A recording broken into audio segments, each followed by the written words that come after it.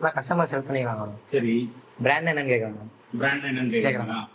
Okay Vijay, நீ என்ன வண்டி யூஸ் பண்ற? டியோ. டியோ. என்ன கம்பெனி உங்களுக்கு வண்டி பிடிக்கும்? நான் எமாக்கா. எமகா கம்பெனி ஏன் பிடிக்கும்? ஏன்னா ஒரு பிராண்ட் தனித்துவம் மாதிரி இருக்கு. அப்படியா?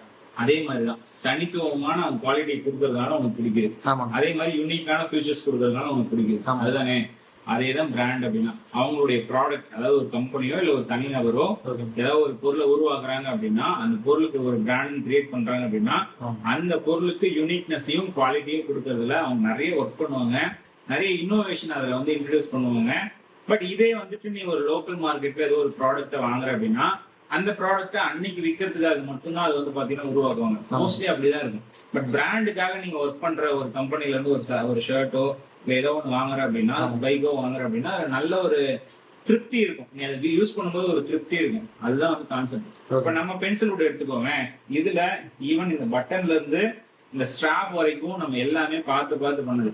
குவாலிட்டில வந்து பாத்தீங்கன்னா பர்ஃபெக்டா இருக்கும். நீ ஒரு ரிச்சான ஒரு ராயலான ஒரு லுக்ல இந்த ஷர்ட்டை வியர் பண்ணும்போது அந்த ஃபீல் கிடைக்கும். சோ அதுதான் பிராண்டட் ஷர்ட்ஸ். பிராண்டட் ஷர்ட்ஸ்க்கும் நார்மலுக்கும் இருக்கக்கூடிய ஒரு வித்தியாசம். சோ நீ போய் அப்படியே கஸ்டமர்கிட்ட சொல்லிடு. சரியா?